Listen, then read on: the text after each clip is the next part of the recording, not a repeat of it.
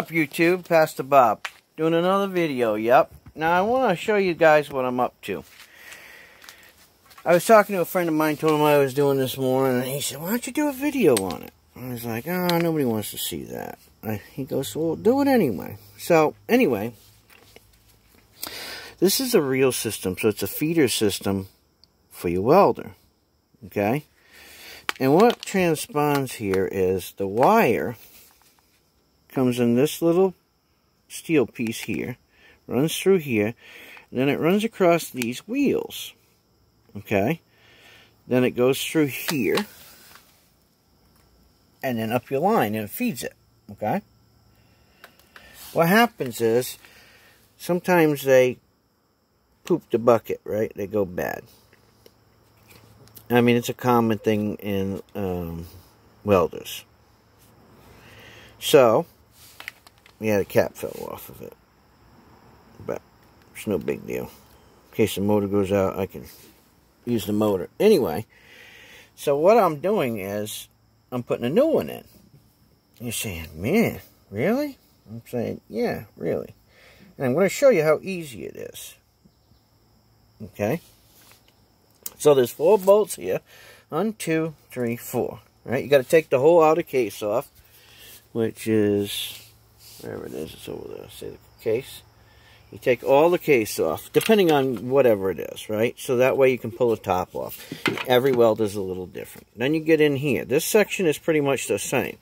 So what you have is you have 2 wires here, right? You have a hot wire. You have a hot lead, which is that red wire back there, and then you got a ground lead. Okay? And all you do is take them off of your old one, right? And you can see hot lead and ground. And then you resolder them on there. Okay? And then you have what's called a 4-point connector. And it is right here, which I haven't gotten all the way through yet. But,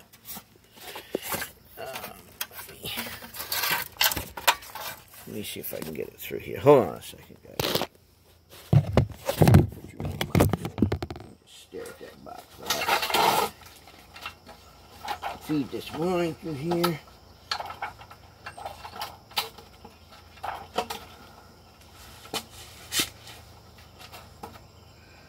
Alright.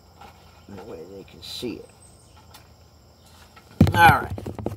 Let me lift this up and I'll show you. Now, what I did was, if you can see these wires right here. Okay, I had to clip these 2 wires. And then what them wires do is they go to this feed right here. If you take these 2 screws off, there's a big wire there, which is this ground wire, which goes to the controller back there. See that hole? Okay, so you got to take that off. And then you got these 2 black wires right there. Right? And they come out of the lead that goes to your trigger. Okay? So you got to clip them. So when I clipped them, what I did was, so I didn't get them mixed up, I put a knot on each end. See, there's a knot on each end for one, and then the other one was plain. And you just clip them, then you resolder the ends, and then you wrap them with tape. Okay? And then you come to this controller right here. This 4-pin controller. Alright? And then all you do